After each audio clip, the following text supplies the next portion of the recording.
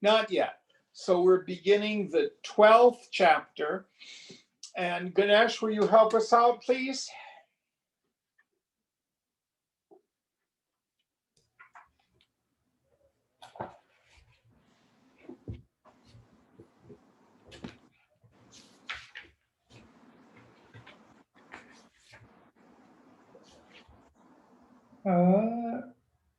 So we are done with the 11th chapter? We finished the 11th chapter last week, yes. Okay. Evam dattatreyamukhad jagattattvam nishamyatu papracha bhargavo bhuyah sandeha kalilantarah. Thus, having heard the essential nature of the world from the mouth of Dattatreya, Bhargava again asked with his mind full of doubt. So the basic gist of the 11th chapter. Remember, we're dealing with three questions. Who am I, or what is my essential nature? What is this world, and how has it come about? And in the 11th chapter, we went into depth into this concept that the world is not created. In the Hebrew scripture, we have the famous saying, "You are the potter, I am the clay." Yoga says, no, it's not like that. The world is imagined. And we're introduced to a word, sankalpa, which is almost impossible to translate. Wish, will, intention, thought, depending on its context. Sometimes it has a negative connotation, meaning I've got this sankalpa, I've got to have this in order to be happy, gimme, gimme, gimme, gimme. But the principal meaning of it is the process whereby thought becomes things. Any sankalpa, any wish, will, thought, intention, consistently maintained, that's not conflicted or contradicted. The best definition is it grossifies. It tends towards manifestation. But the physical world is not material, separate from thought or spirit. It's just a grossified form of thought. Of course, the famous example that Ramana Maharshi used. The self is like the lamp in the movie projector. Our minds are like the film in the movie projector. And the image on the screen is my experience of the world. Now, I like to say God does not manifest or create or imagine the world at us and to us. It's not, oh, I have this little thing down here and God is imagining all these horrible things of me. No. God images the world as us and through us, not at us and to us. So we have this concept of the total mind, the sum total of all the minds in creation. You call that the mind of God? And the mind of God's even bigger than that. But every single one of us is participating, consciously or unconsciously, in that divine dance. Most of us do not know this, because of Maya, because of ignorance. I think the world out there is material. I think I'm an individual person, and they done it to me.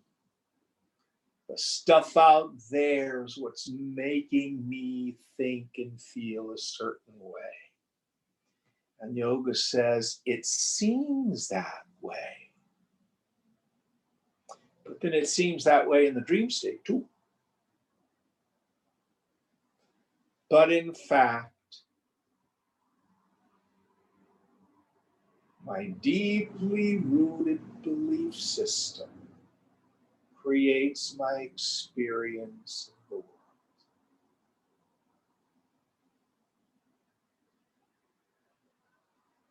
And we have a limited freedom.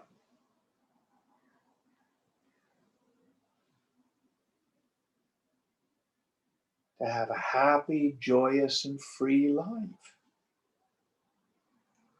We can have that.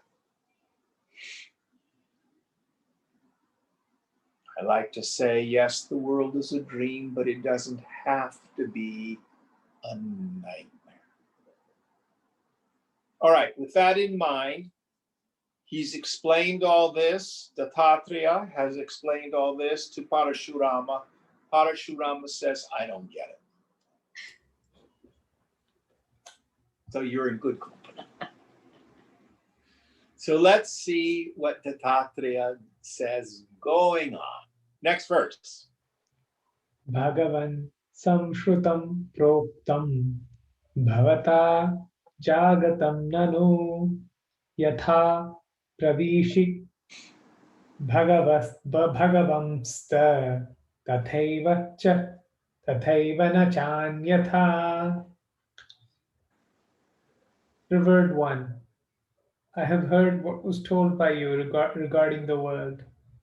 Lord, as you tell me, exactly so it is, not otherwise. So at least Parashurama believes his teacher.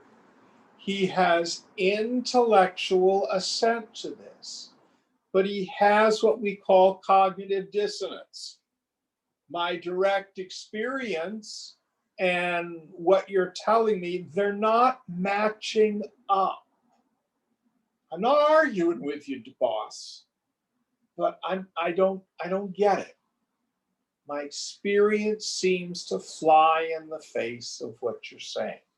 And that's what happens for most of us. This tragedy seems very real. That political situation seems so real. This war seems so real. This tragedy seems so real. Or that pain in my leg seems so real. You sure it's not real? Let's see what Dattatreya says. Going on. Tathapi kuta etadhi bhati satyatmakam sada kuto vanyaiv buddhimadvihi satyatvena vinishchitam. Even then, why indeed does this world shine always with the apparent nature of reality? Also, why has it been ascertained as a reality by others endowed with intelligence? So it keeps shining and it looks like reality. What's the deal that everybody seems so deluded? And really intelligent people say the material world is real. The physicists, the chemists, the mathematicians. They all talk about the reality of the physical world. They're not stupid.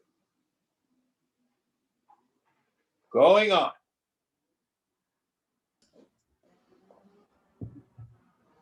Tvattashrutam चापि भूयो भाति मे सत्यवत् कुतः रूह्येतत् कृपया नाथ यथा नश्येदयं भ्रमः. Why even what has been heard from you as unreal appears to me as real? Lord, tell this out of compassion so that this confusion may be destroyed.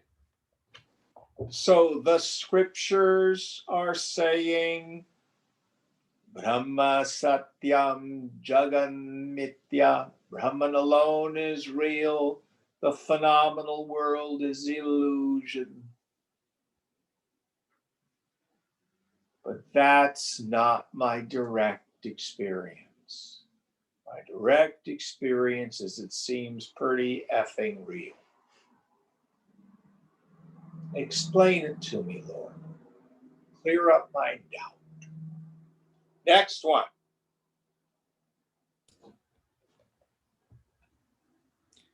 इत्यापृष्टो भार्गवेण दत्तात्रेयो महाशयः जगत्सत्यभ्रान्तिमूलं प्रवक्तुम् उपचक्रमे.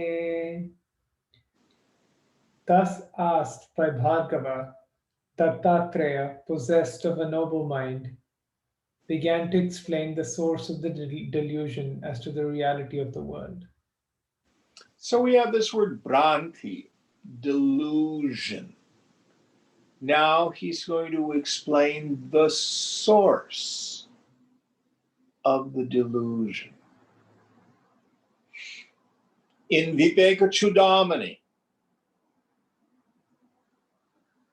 the disciple, the Shisha, asks, what is bondage?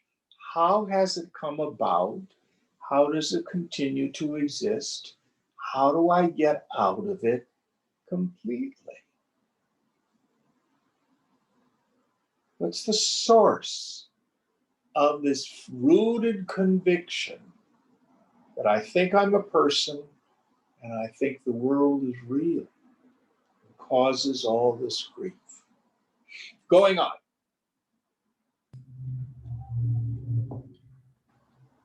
Shृणु Rama Jagadbhranteः Moolam etat sanatanam Vastvavidhya Purvakam yad Dridabhava Dridabhavan Dridabhavanam evatat. Rama, hear this ancient source or cause of the delusion relating to the world. That object which is attended with ignorance, that is, which appears through ignorance, is only firm imagination or faith. No, firm imagination or faith is the prime cause of the apparent reality of the world. Now, we have a very clear relative example of this. So, what all the courts have said, what all the people who have done all the audits have said, is that Joseph Biden won the election and that there was no substantial fraud. But an illusion has been spread, and millions of people believe something else, to the point that these good people, under the sway of a delusion, have done some things that are going to get them in deep trouble with the law.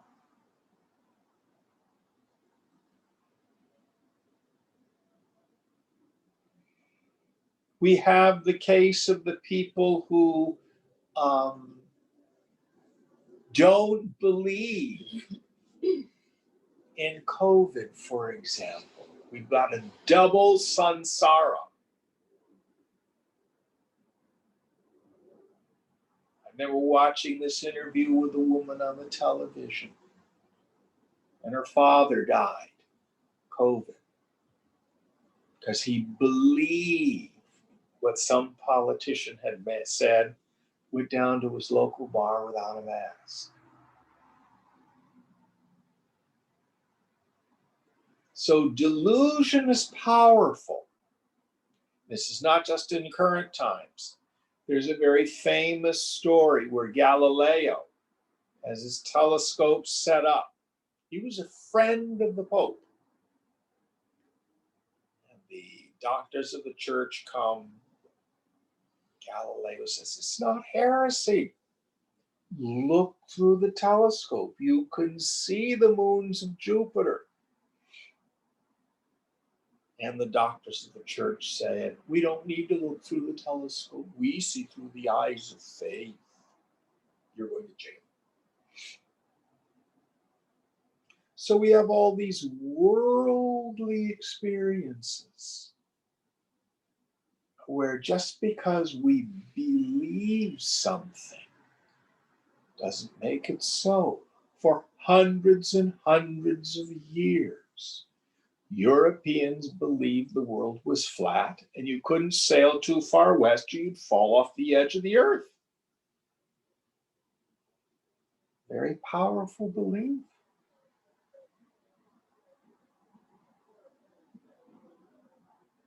Now we're talking about even deeper truths going on.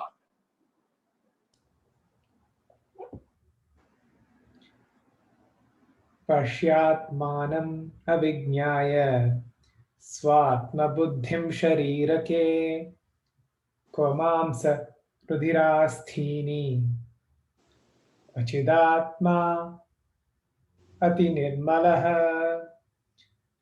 Consider the idea of self entertained by you in the body without knowing the conscious nature of the self. Where are flesh, blood, and bones, and where is the self that is consciousness, which is extremely pure? So here he's given Parashurama a very interesting meditation. If you are the body, where in the body are you located? It's what I call the amputation meditation. So if your feet are cut off, are you still you? If your hands are cut off, are you still you? If you were to lose all your limbs from the waist down, would you still be you? Where are you located? What was the cartoon program they used to have where they had Richard Nixon and all these other people as like these heads in jars?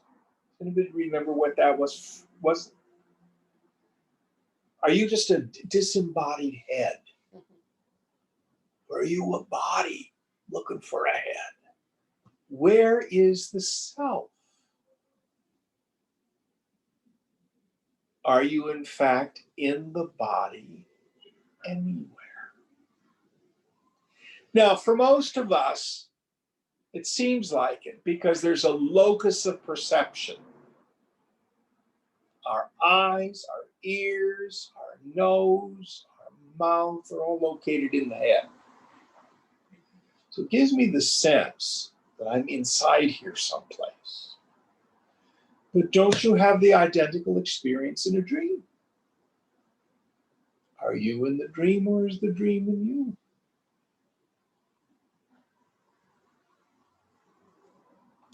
And in fact, the body is an object of awareness. Take a deep breath. Do you not know the breath in the body? Don't you have a subject-object relationship just as much as when you look at the glass? I know the glass, I'm not the glass. I know the sensations of the body. I am not the body. Going on, next verse.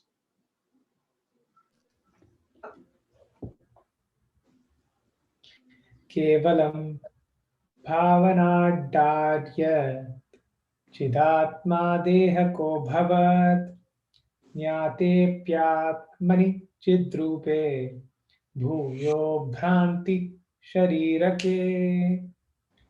By the firmness of imagination or faith alone, the self that is consciousness became the body.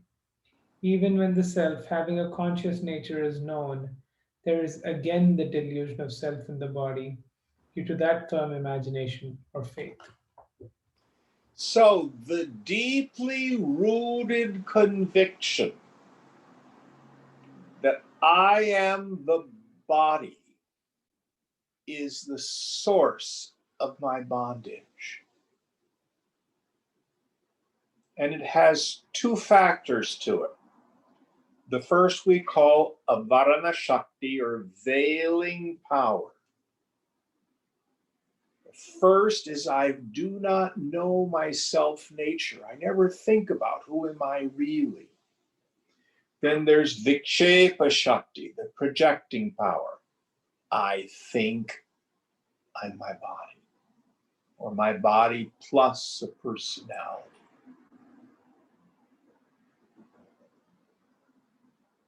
Now, what does the psychologist do? A psychologist may take a low self-image. I'm somehow flawed and broken. I have shame. I've been damaged. I came from a dysfunctional home, etc. They turn that into a good personal self. I'm okay. I'm kind. I'm generous. I'm at peace. Blah blah blah blah. We would say that's from going from iron chains to golden chains. Yoga is saying you're not any of these ideas of self.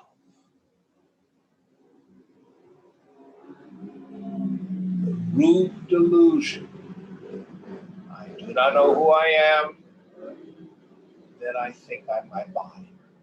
We call that the bija vasana, the seed attachment of it all. Going on.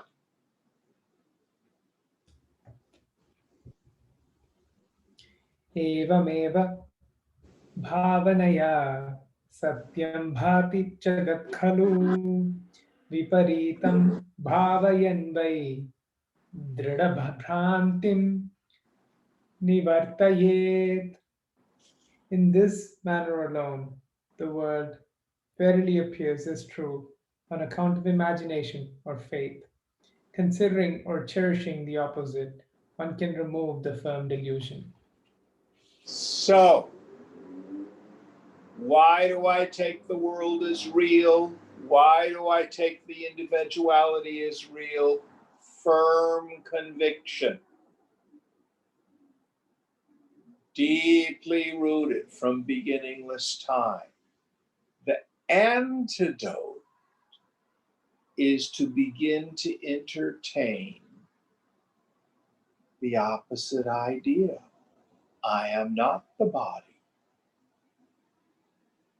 I am that partless Brahman, Chidakash, the space of awareness. This world is not solid and real.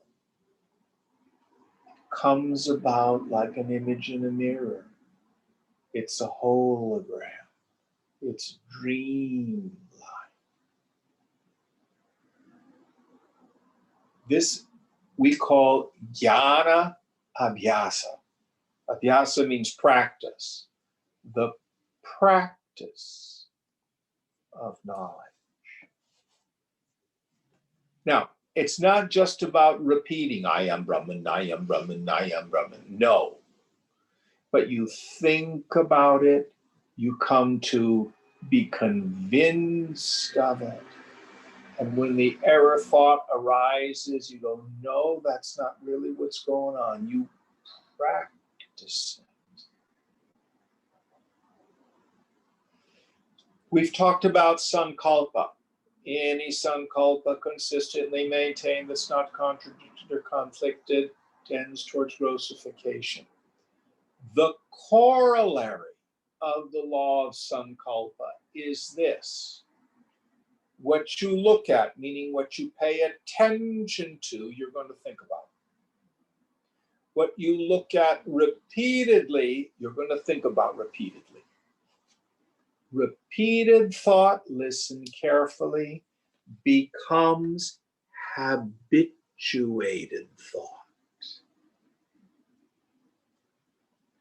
Habituated thought sinks into the unconscious and becomes the law of my life. How do I get rid of the habituated thought? Again, listen very carefully. Understanding is the booby prize.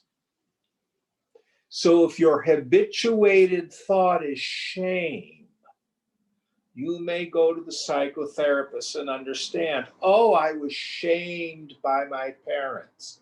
I was blamed a lot. Now I know why. Guess what? It doesn't make it stop.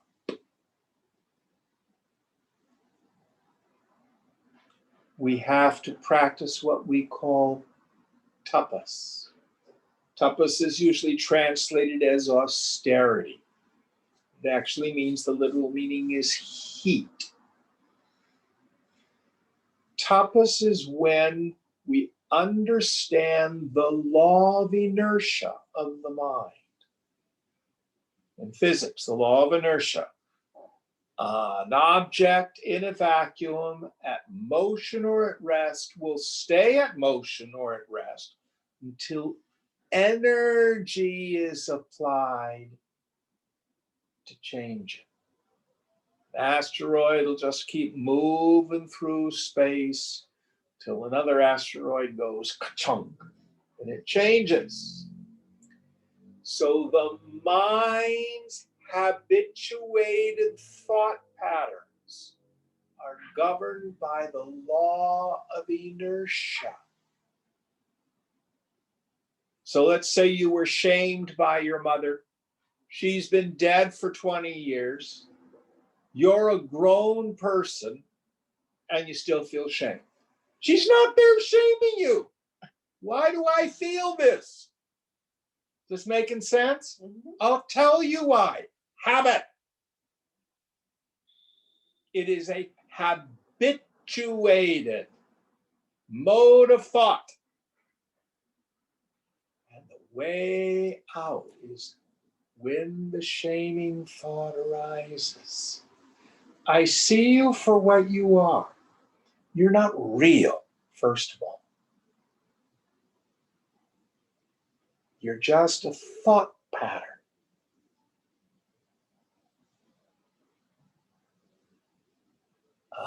Brahmasmi, I'm not shameful. I'm not wonderful either. I am none of those things. Now, there's a caveat here. Ram Dass used to say, you got to be somebody before you can be nobody. If the personality is deeply contracted, we do have to build some good self-esteem before we can begin this practice of letting go. Carl Jung said the same thing. He said only a healthy ego can die. But the methodology that the scripture is saying is you have to replace the habituated negative thinking with different thinking. Thought by thought. So in order to do this, the first step is take up the practice that we call Sakshi Bhava. Sakshi means witness. Bhava here means an attitude. So we take on the attitude of the witness. You want to stand back in the higher intellect and witness your habituated thoughts and feelings.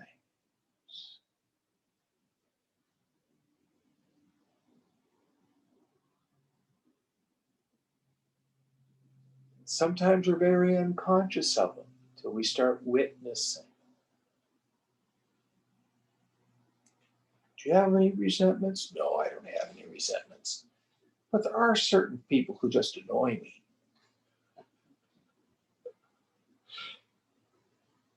So when the thought, oh, so-and-so, no. Change it. Try blessing them. Just doing something else.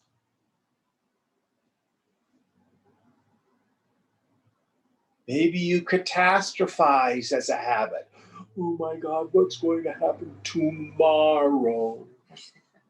The economy is going to fail. My house is going to burn down. I'm going to be alone. You see, look at that catastrophizing thought. Why not take on the thought, I live and move and have my being in God?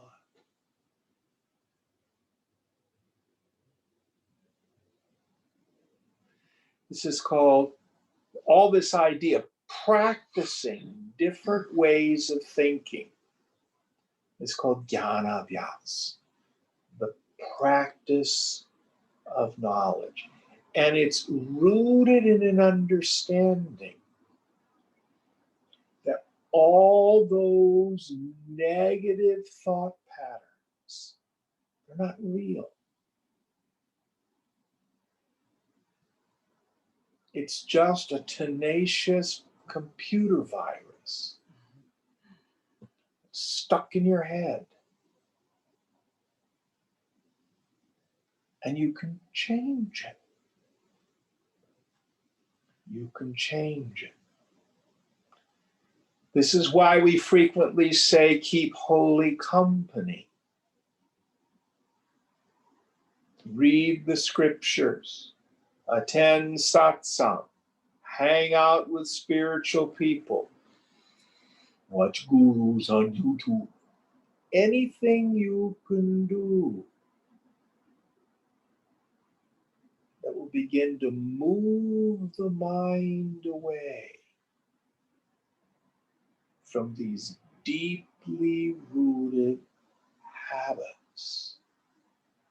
It's not just negative thinking. It's also this deeply rooted habit of thinking. I'm a person, and the world's out there, and I'm a victim of circumstances.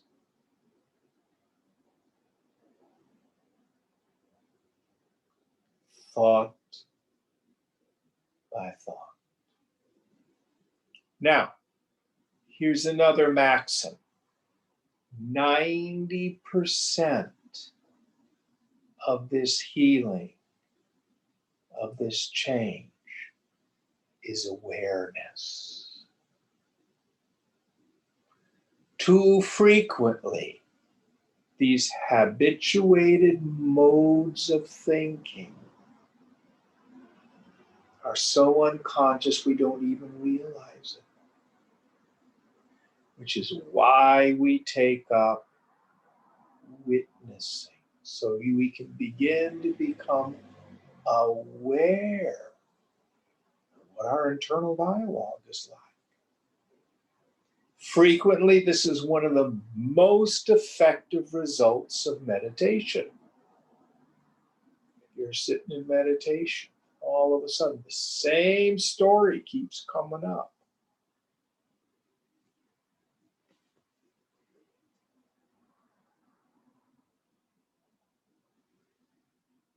Any thoughts on this?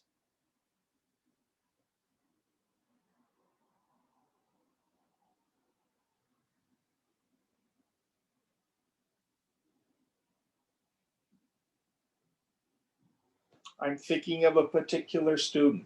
They have a deep understanding of this. They understand words. I'll say, who can say what Chaitanya means? They have the answer. But they will spend hours in the morning reviewing their misery. This is what's wrong. That's what's wrong. My relatives, my in-laws, my past, how I was abused over and over and over again. We're stuck.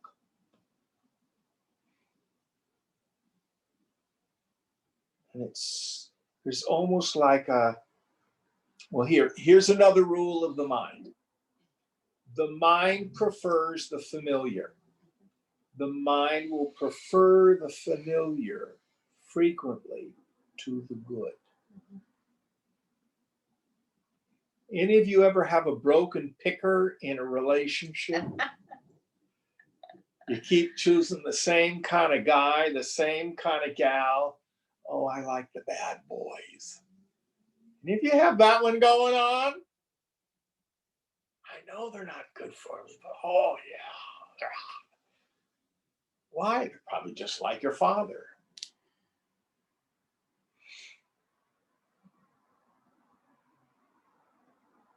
Because it's familiar. It's familiar. Go ahead. It's comfortable. Yeah. Actually, it's oftentimes not very comfortable. Yeah, but the familiar is comfortable. It's familiar because of this idea of habituated thought patterns, these sanskaras in the mind, these grooves. Now, some of these are like writing in sand. You just move your hand, you can change it. Some of them are like carved in wood. We've got to do a lot of sanding to make those changes. Some are etched in stone. The best we can do is learn to accept that they're there and don't believe them, not let them run our lives the way they used to. But in theory, any of them can be changed. Most importantly, if you can see the whole structure as unreal. I'm not being persecuted. I'm not unlovable or anything like that. Those are just thoughts that have come from the past and have become habituated.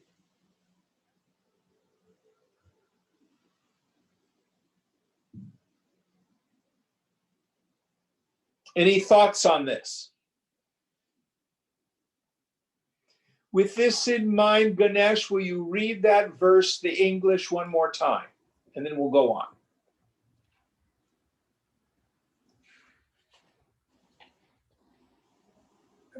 In this manner alone, the world verily appears as true on account of imagination or faith. Considering or cherishing the opposite, one can remove the firm delusion. Yes. Considering or cherishing the opposite, one can remove it. Next verse.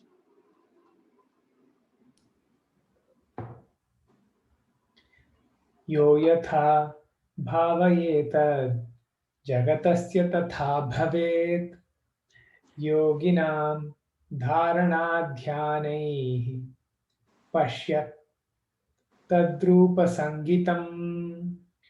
Whoever imagines this world in whichever manner, for him it would be in that manner. By means of the concentration and meditation of yogins, observe their attaining those forms. So, as the Master Jesus says, as a man or a person thinketh in his heart, so is he. Whatsoever you ask, believing, so shall you receive. Your world will be as you see it. Or the way I like to say it, God answers every prayer, yes. Not necessarily the little prayer we do at night, but the deeply rooted belief system in the unconscious. So, if the deep inside of your heart is, it's a beneficent universe that conspires for my well-being. Love is the only real power. It's all God. God answers that prayer, yes. But if the deeply rooted conviction of your heart is, life is hard, shit happens, you've got to be on your guard. People are out to screw you. The government is the man and it sucks. Oh, you should be afraid. You live in a violent neighborhood. We're going to have the end of the world soon. It's all going to come down. God goes, yes. Now, there's no God really doing that. We're dealing with law. Let me give you an example. There is a law of hydrodynamics, such that if you have a wing shape, the air pressure is different above and below, which gives the wing lift. We are using that law to apparently defy gravity. The plane flies through the air. Does it upset gravity? No. Does it please aerodynamics? No. They don't care because it's just law. Understand this. The law of mind in action is just that. It's law. It's not a physical law. It's a metaphysical law. But it's just as real as gravity, more so in many ways, or hydrodynamics, or aerodynamics. Did I say hydrodynamics? I meant aerodynamics. I'm getting my water and my air mixed up.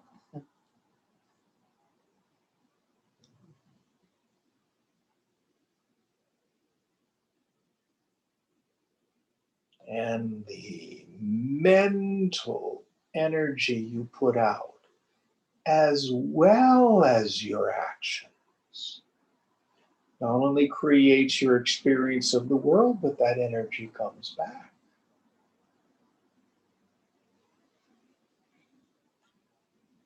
In the ancient Hebrew tradition, there was a practice called tithing. There's a wonderful saying from the prophet Malachi. Bring unto me all your tithes into the storehouse, which was 10% of your grain and your animals and stuff like that. You bring to the temple. And God says, and prove me now herewith that I will pour out a blessing upon you, pressed down, shaken up, and overflowing, such that there will be no room to contain it. So what you find, for example, is that people who practice generosity, who give out of their own sense of abundance, there's enough. They don't worry about money. There's always enough. Antithetically, those who hoard, I'm just waiting till I get financially secure.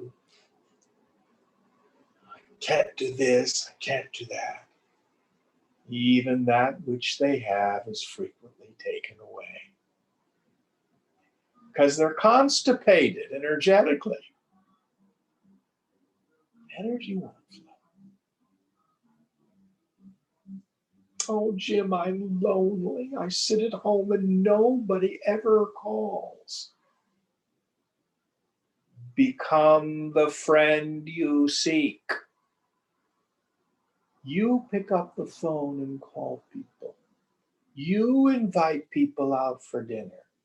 You invite somebody you barely know to a movie.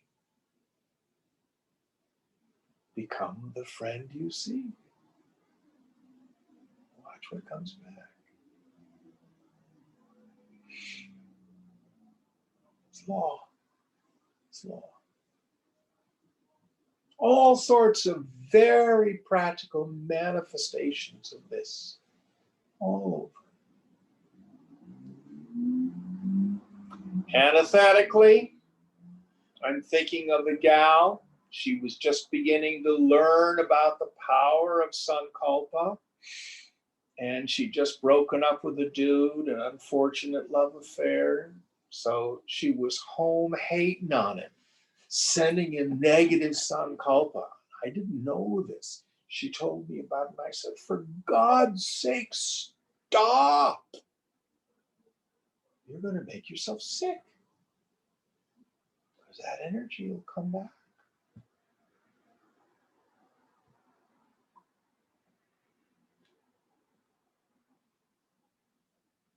Next verse.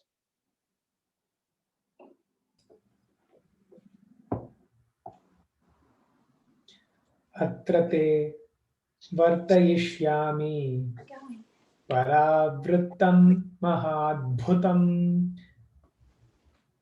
asti vange sundarakhyam param paramapavanam. In this manner, I shall describe to you an ancient occurrence which is very wonderful. There is a very holy city called Sundara in the country of Vanga. So we get this story, the ancient city. Sundara, is that the name of the city? Yeah. Yes. All right, going on. Tatrasin nrupatir dharman sushena iti vishrutah tasya bhrata mahaseno yaviyan priyakrit sada. There was an intelligent king, well known by the name Susena, in that country. His younger brother, Mahasena, was always one who loved his brother. So these two royal dudes, older brother and younger brother, going on.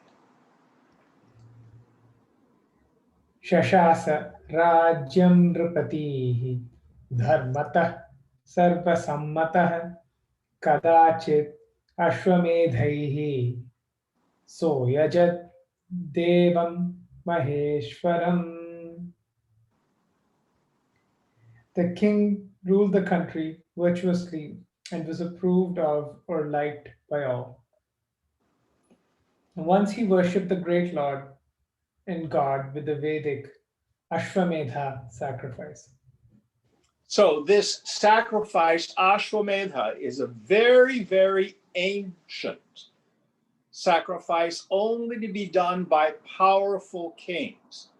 Actually, it's described at the beginning parts of the Chandogya Upanishad.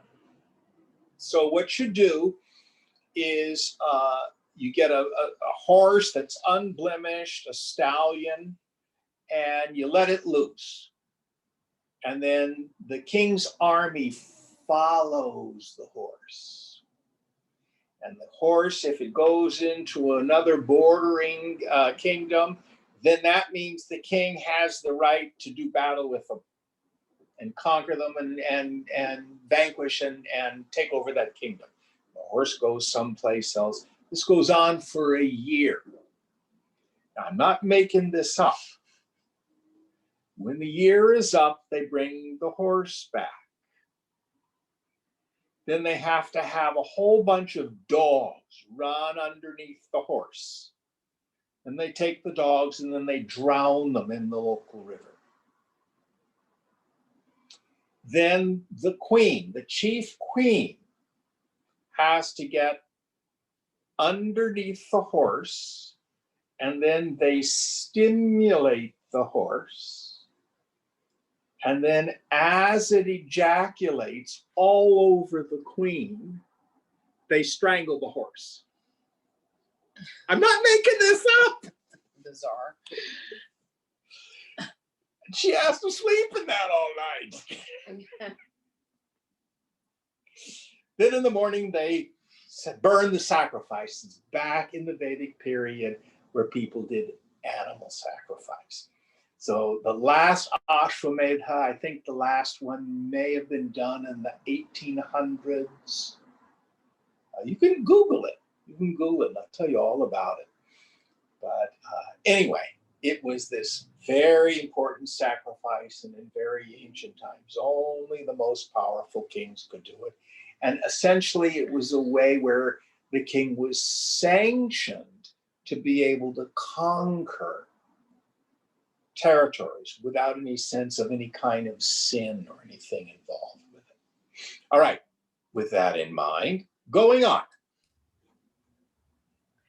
Tatra rajakumarastu mahabalaparakramah mahatya senaya yajna ashvam sarve hyanusamyuyuhu. In that sacrifice, all the princes, possessed of great strength and valor, followed the sacrificial horse in its journey along with a great army. Going on. Ashvasya rodhakan sarvan vijitya balino balat yayurairava titiram anvashvam nrupate sutaha. The strong sons of the king, conquering forcefully all the obstructors of the movement of the horse, went to the bank of the Airavati river along with the horse. Yes, so they're fighting all the other people who are trying to obstruct the horse. In the neighboring kingdoms, they would say, no, the horse can't come into our kingdom because we want to maintain our independence. So they vanquished them all, and now they're on the banks of the river.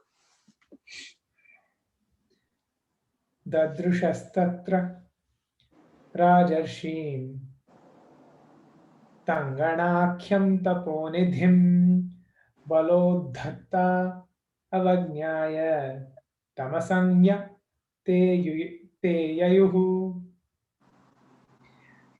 They saw there a kingly sage named Tangana, endowed with many religious austerities. Haughty with their strength and disregarding him, they went away without meeting him. So Tangara is there, and the king, the two princes, do not pay him the proper homage. So again, for Westerners, even though the kings had all the power, the Brahmins and the sages were above them in respect and status. So they do not pay the proper respects to this sage. Let's see what happens. Tadvikshya Tanganasutaha Pitravajnam Rushanvitaha Chagrahashvam Yagniyantam Rajaputran hi bhatsayan. Then the son of Tangana, seeing the disrespect shown to his father and full of anger, caught hold of that sacrificial horse, reproaching the princes. So this sage has a son. Now the son, we're going to find out, has what we call siddhis. Because of doing yoga, doing these various kinds of tapas, austerities, he's developed occult mental powers. Now listen very carefully. This is no different in the end than weightlifting or learning to play an instrument. Occult powers is not necessarily any measure of enlightenment.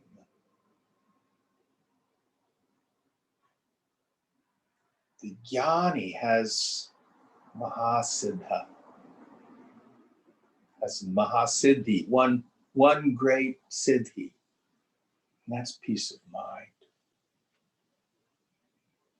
which is the pearl of great price. So please understand that even though we're going to talk about these, and there are yogis who cultivate it, you don't need those in order to have great peace. Great peace comes from knowledge of yourself. And at best, it will teach you for sure the unreality of this phenomenal world.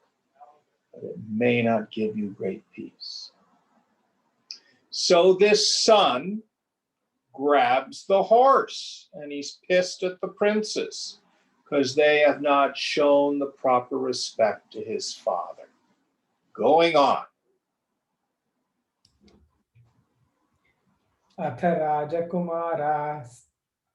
राजकुमारास्ते रुद्धो सर्वतो हितं तावत्तङ्गणपुत्रोऽपि गण्डशैलं पुरस्थितं विवेशाश्वं समादाय पश्यत्सु राजसूनुषु. Then those princes opposed him from every side. In the meanwhile, the son of Tangana, also taking the horse, entered the Ganda mountain, standing in front when the king's sons were looking on. So the princes and all their armies, they get around him and say, "Who are you to oppose us?" So the son of the sage simply grabs the horse and walks right into the mountain. Not into a cave, walks right into the mountain.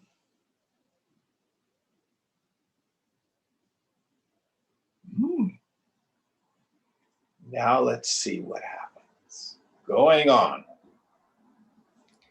Sashvam Shila Vilinam Tam Drishtva Rajakumarakaha Vibhidurganda Shailam Tam Shastrairucha Vachaih Pritak.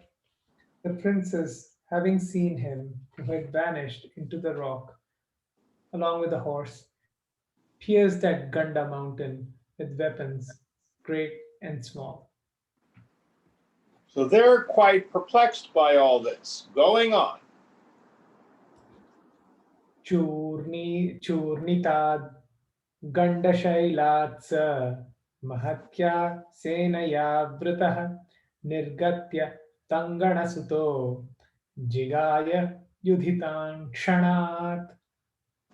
That son of Tangana, surrounded by a vast army, coming out of the pounded Ganda mountain, conquered them in battle in a moment. So he not only takes the horse and goes into the mountain, but then he reappears with a huge army and conquers Mahasena and the army that he had. Where the heck did he get an army? Going on. Nihitya Senam Saushenim Badva Rajakumarakan Pravivesha Gandhashailam Bhuyastangana Sambhavaha. Destroying the army of Sushena and capturing the princes, the son of Tangana again entered the Ganda mountain. So he vanquishes the army, grabs the two princes, and takes them inside the mountain. Going on. अथ सेना भटा शिष्ठा गत्वा राज्ञे न्यवेदयन् साश्वराजकुमाराणां हरणं गण्डशैलके सुषेणो विस्मितोऽत्यन्तम् सुषेणो विस्मितोऽत्यन्तम् उवाचा वरजं स्वकम्. Then the remaining soldiers of the army, departing, informed the king of the carrying away of the princes along with the horse into the Ganda mountain. Sushena, who was extremely surprised, told his younger brother. So they go back and tell the king, the horse is gone, the princes are gone, army's been defeated. Now what do we do? Going on. Vatsashu gacchatam desham yatraste tangano munihi tapasvino chintya virya ajaye deva manushaihi. Dear brother, go immediately to that place where sage Tangana lives. Ascetics have inconceivable power and are unconquerable by gods and men. So he says, basically, we've offended a saint. You go to Tangara and see if you can get this all straightened out. So he sends him. Now, listen carefully. The saint hasn't been offended. The saint is a man of wisdom. He has perfect equanimity. It's his son who was offended and who was vengeful. But the king doesn't know this yet. So he sends emissaries. Going on. Tam prasadhya sutanashvam chasadhyaya hi satvaram nakaloti vrajye desha vasanto yajna sammatah. Propitiating him and obtaining my sons and the sacrificial horse. Come quickly, let not the proper time pass away. This spring season is approved of for sacrifices. So they want to get the horse back more than anything else, and the sons, so that they can complete the sacrifice after that year period. Otherwise, it's all for naught. Going on. Abhimano na kartavya tapasvishu kadachana kruddhasta pasvino lokan bhasmi kuryuh kshanena vai. Arrogance should not be directed towards ascetics at any time. Ascetics, being angry, can indeed turn the worlds to ashes in a moment. So here, there's the admonition to the princes. Arrogance should not be directed towards sages, probably shouldn't be directed towards anybody. And there's a saying in the tradition that the sankalpa of the guru is unerring. When the guru sets forth a sankalpa, it comes to pass. Here he uses the word ascetic, meaning someone who has done years and years of tapas, so that their mind is focused. Their word becomes flesh. Going on. Atah prasadana paro bhutva spartham prasadhaya ityadishto Mahasena tam desham shighramayayau. Therefore, intent on pleasing the sage, accomplish your object. Thus ordered, Mahasena came to that place quickly.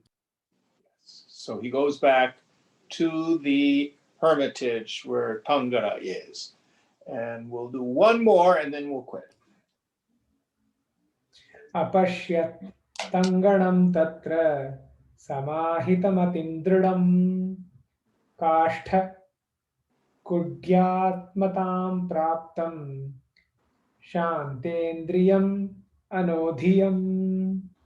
Then he saw Tangana, whose mind was fixed on the self firmly, whose senses, mind and intellect were tranquil, and who had attained to the state of a piece of wood or a wall.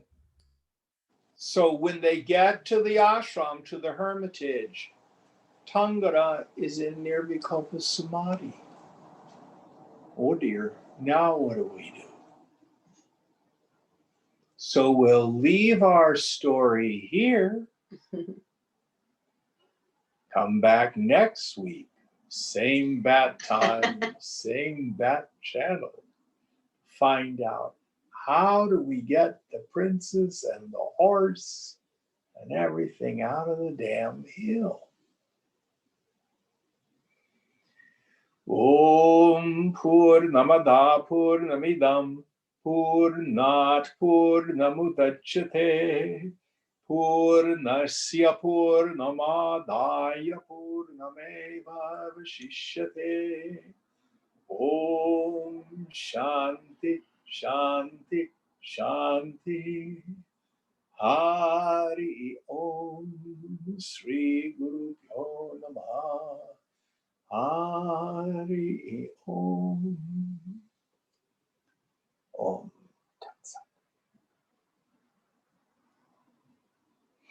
Now understand the story of the world inside the mountain is a literary device. It's a parable. But the main thing that it wants to teach us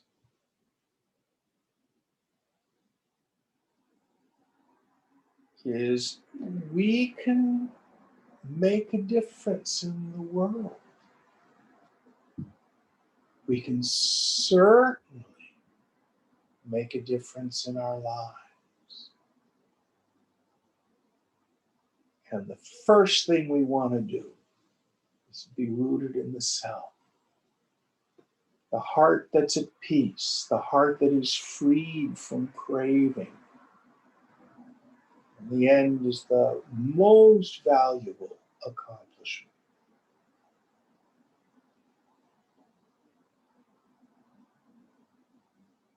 All right. Any other questions or thoughts before we end tonight?